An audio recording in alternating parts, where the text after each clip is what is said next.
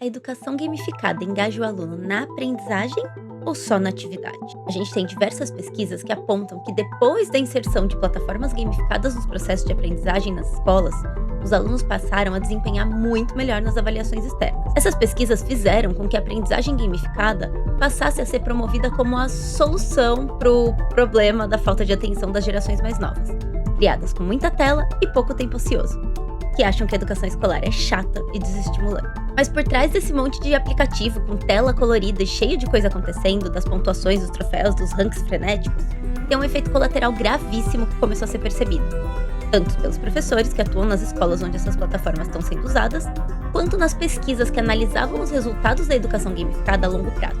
Embora as notas e o desempenho imediatos tenham de fato aumentado, o aprendizado real, aquele que você leva para o resto da sua vida, que você entende de fato o conteúdo, que não esquece mesmo anos depois, tá despencando com o uso dessas plataformas. Nesse vídeo a gente vai desvendar tudo que tá por trás da aprendizagem gamificada, inclusive quem ganha com a promoção da ideia de que ela é a solução para os problemas de aprendizagem das gerações Z e Alpha. Eu já aviso que não são os estudantes.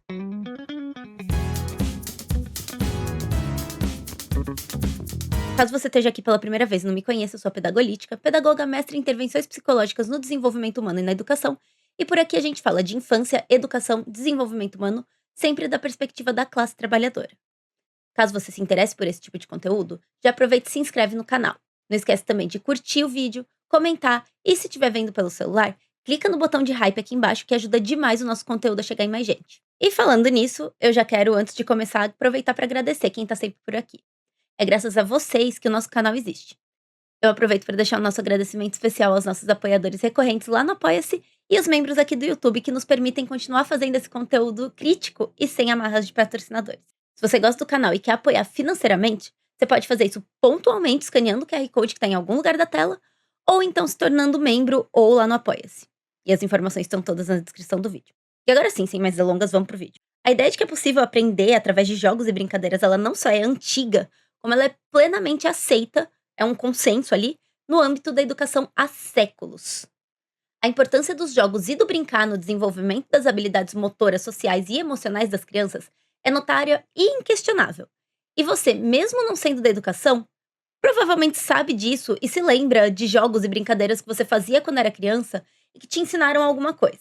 Essa certeza no potencial dos jogos como ferramenta de aprendizagem fez com que há pouco mais de uma década, com o avanço da informática e das tecnologias de computador, a ideia de se criar jogos que ensinassem às crianças os conteúdos escolares fosse amplamente difundida, como se ela fosse um caminho ali quase que natural a se tomar para a continuidade da escola.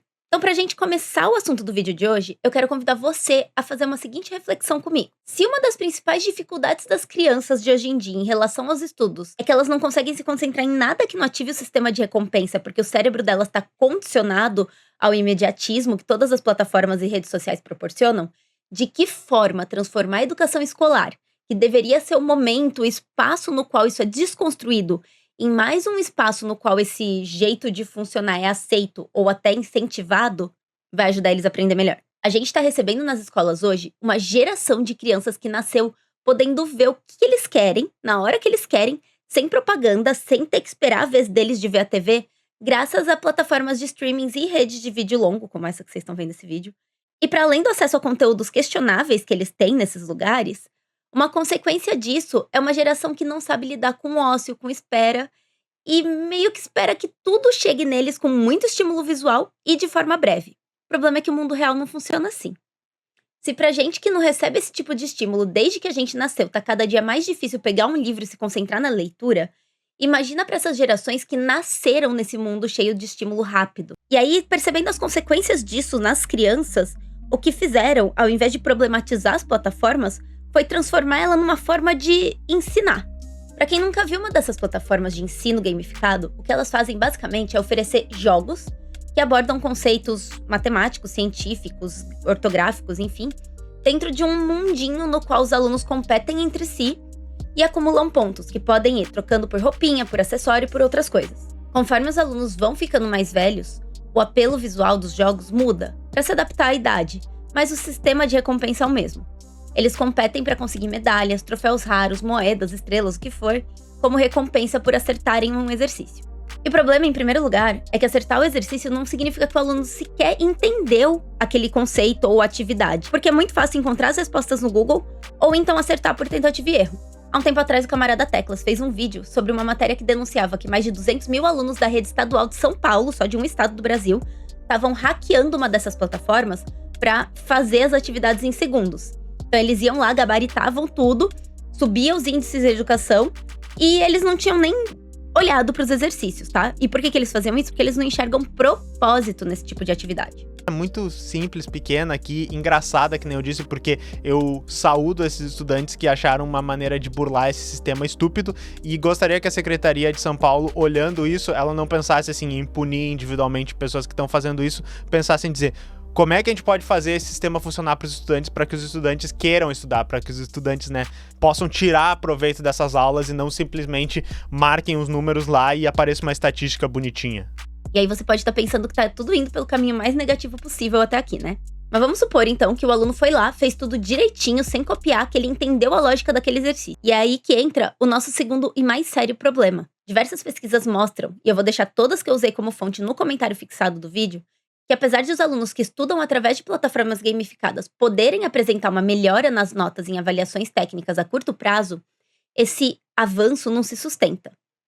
Isso acontece porque o que motiva o aluno, nesses casos, a buscar o sucesso é algo externo a ele. Isso é o que a gente chama de motivação extrínseca, e significa basicamente que o aluno está desenvolvendo um apreço pela recompensa e não pelo processo de aprender.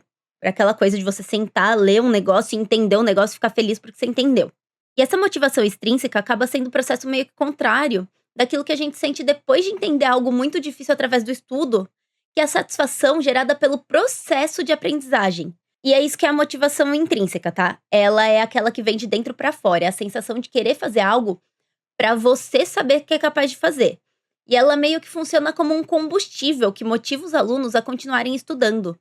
E a recompensa acaba sendo aprender e não uma estrelinha ou o que quer que seja que essas plataformas oferecem, que é algo que vem de fora. Então, o resumo da ópera é que o aluno pode até ficar focado na atividade, motivado pelas estrelinhas. Mas isso não só não ensina ele a aprender a gostar de estudar, a construir um tempo de foco maior, a ter um apreço pela construção do conhecimento, como chamar isso de ensino prejudica essa construção. Porque ele vai achar que estudar é aquilo. E aí ele vai ver que depois de um tempo a motivação some e ele não vai querer estudar. Então tá, beleza, mas se a gente percebe que isso não dá certo em sala de aula e que as pesquisas apontam que a longo prazo esse aprendizado gamificado não é bom, então por que a gente continua vendo notícias como essas? E a resposta começa simples, apontando o fato de que quem pensa as políticas de educação não são os educadores, mas sim economistas e administradores de empresa que são escolhidos pelos governantes para serem ministros ou secretários da educação. Essas pessoas, ao invés de olharem para as escolas como espaço de construção de conhecimento e de reflexão, veem elas como um lugar para onde o aluno vai para o pai poder trabalhar e para que ele seja preparado para no futuro trabalhar também. E não é à toa que até vender bolo de pote se tornou objeto de ensino nesse tipo de gestão, porque ela não busca construir o apreço pelo estudo, e sim construir conhecimento técnico para que o aluno vire trabalhador lá na frente. O objetivo deles acaba sendo meio que reduzir gasto e otimizar a produção, como se os alunos fossem o produto, tá? E se esse objetivo for alcançado trocando o professor por tablet, eles não vão pensar em solução para tirar a criança da tela e fazer com que o cérebro dela tenha a oportunidade de se desenvolver mecanismo para lidar com o ócio e aprenda a focar em algo que não seja exatamente aquilo que ele quer estudar, mas sim em lucrar em cima desse problema, porque tem muita empresa privada lucrando, tá? Inclusive já teve até condenação judicial por isso, embora nada tenha sido feito para que elas parassem. Isso cria um outro problema, que é a constante situação de desentendimento entre gestores e educadores. Uma vez que quem estuda e atua na educação enxerga essa gamificação como problema, mas quem tem o poder de tomar as decisões enxerga o tablet como solução e vê como problema o professor que fica reclamando do tablet, ao invés de aceitar essa grande maravilha tecnológica como parte da rotina escolar que vai resolver todos os problemas dele. E aí vem uma outra pergunta. O jogo é de todo ruim? E a resposta é não, de forma nenhuma, tá? Como eu disse no começo, a ideia de usar jogos como ferramenta de aprendizagem é amplamente aceita como algo positivo por educadores há séculos. Isso não mudou. O problema que a gente tem aqui são dois. O primeiro é que os jogos cada vez mais estão substituindo as aulas. Aqui no estado de São Paulo, por exemplo, A gente já tem aula na qual o aluno só tem que resolver exercício no tablet, na plataforma, e o professor está ali para ajudar ele com problema técnico. Nesses casos, o professor é forçado a usar o jogo como uma ferramenta obrigatória de ensino, como uma metodologia obrigatória de ensino, e não como um suporte para aprendizagem. Não tem problema nenhum em um professor usar um jogo para praticar um conteúdo que já foi trabalhado previamente. Se ele tiver as condições adequadas, material e tempo, isso é muito proveitoso, inclusive. Só que o problema é que não é isso que está acontecendo nas escolas. O que a gente vê cada vez mais são aulas nas quais os professores têm que destinar o período inteiro à realização de atividades gamificadas dentro dessas plataformas específicas, descontextualizando completamente do que está acontecendo na vida daqueles alunos, daquela comunidade escolar e do próprio contexto de aprendizagem que eles têm ali. Além disso, as escolas nem sempre têm os equipamentos necessários para que essas aulas aconteçam. Em muitas delas falta computador, falta internet, os equipamentos não funcionam, e aí eles querem exigir que os alunos usem os próprios dispositivos, mas eles não podem fazer outra coisa com o celular, eles têm que jogar o joguinho, e aí isso gera uma revolta nos alunos, e aí o aluno fica contra o professor, ao invés de entender que isso é um problema muito estrutural, porque ele é um adolescente, então tudo bem ele não entender toda essa complexidade. E aí, fazer esse joguinho que o secretário da educação, que nunca pisou numa sala de aula, achou que seria a solução para todos os problemas da educação, acaba virando o maior problema dela. O segundo problema, eu já comentei, mas é que o sistema de recompensa desses jogos que podem, a curto prazo, até engajar o aluno na matemática, no inglês ou no que quer que seja, faz com que eles não aprendam a se concentrar, não aprendam a lidar com o ócio, com a espera, com a frustração e com tantas outras situações que eles necessariamente vão precisar lidar quando eles forem adultos. E não à toa, acabam responsabilizando a geração Z, que já está no mercado de trabalho, por exemplo, por não saber lidar com frustração no trabalho.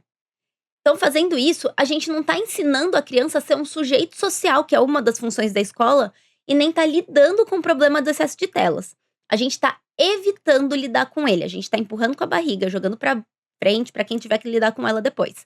E geralmente isso acaba caindo nos próprios sujeitos que são vítimas desse sistema, porque a responsabilidade de formar sujeitos preparados para a sociedade, que é compartilhada entre famílias e escolas, deixa de ser cumprida. E a gente já está vivendo, de certa forma, a consequência disso, né? Vendo essa galera que fica irritada com 5 segundos de propaganda no YouTube virando adulta. Porque eles basicamente têm uma tolerância muito baixa à espera, à frustração, o tempo de atenção é baixíssimo. E é literalmente isso que esse modelo de aprendizagem está fomentando. E aí, quando isso acontecer, e já está acontecendo, os governos que estão substituindo os professores por plataformas gamificadas e usando a educação pública como espaço para crescimento de empresa, reproduzindo a lógica capitalista de tratar a educação como produto, vão jogar a culpa na escola por não ter ensinado a criança a conseguir ficar 8 horas seguidas sentado numa cadeira desconfortável, que é isso que eles esperam da escola também, mesmo que eles não deem condições de fazer.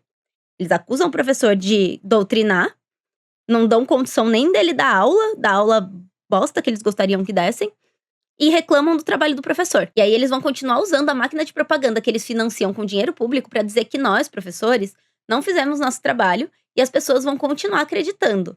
E aí quem vai continuar sendo os maiores prejudicados, como quase sempre acontece, são as crianças e os adolescentes, tá? Eu quero encerrar meio que fazendo um desafio, porque eu adoraria que alguém que defende essas plataformas gamificadas de ensino me mostrasse uma escola na qual você entra e encontra professores que dizem: nossa, como eu amo o robozinho que bate palma quando meu aluno acerta quanto que é 2 mais 2. Não é esse o trabalho do professor. Isso não vai acontecer porque nenhum professor gosta de ser substituído por esse tipo de coisa. A gente tá sendo forçado a fazer algo que a gente sabe que não funciona e que quando der errado vão cobrar da gente. Então, enquanto a gente, enquanto categoria profissional, não se mobilizar pra se posicionar contra isso, e enquanto sociedade não olhar pra criança e entender que ela é um ser humano em desenvolvimento, com demandas específicas que precisam de atenção e não de remediação, a gente não vai resolver problema nenhum, tá? E para resolver isso, a gente precisa não só de investimento, não financeiro no caso, mas de investimento social. A gente precisa de pais que não estão exaustos a ponto de não terem a menor paciência para lidar com os filhos. A gente precisa de espaços públicos onde as crianças e os adultos tenham acesso a lazer e cultura com segurança. E a gente precisa de estrutura nas escolas e condições para o professor dar aula e não ficar jogando joguinho. E por falar em segurança e espaço de lazer, sabe uma coisa que faz a criança querer ficar longe de tela? Sair de casa. Porque o mundo é cheio de coisa legal para a criança fazer. Ela gosta do tipo de estímulo que um parque, uma praça tem. Mas ela não pode fazer isso, por quê? Porque é perigoso. Oh, fúria, isso vai derrubar muito. Mas ela não pode fazer isso por quê? Porque é perigoso, e é perigoso porque tem desigualdade social. Então, no final das contas, é sempre sobre isso. É sobre a gente olhar para as crianças e entender que elas são seres humanos e precisam de atenção. E parar de olhar para elas dessa forma irresponsável, como se elas fossem serzinhos que só servem para ser futuros adultos, como se eles só dessem trabalho e gasto, tá? Só que para isso acontecer, a gente precisa se livrar desse sistema que só enxerga como sujeito aquele que produz. Porque a criança não produz, então ela não vai ser olhada como um ser humano. Isso tão é verdade que caso de criança que é explorada pelos pais trabalhisticamente, só choca, só deixa de ser naturalizado quando é criança famosa. Quando aconteceu com a Larissa Manoela, por exemplo, há um tempo atrás. Ou seja, quando ela gera dinheiro. E porque, no final, é tudo sempre sobre o capitalismo. Então é só superando esse sistema que a gente vai se livrar dos problemas causados por ele.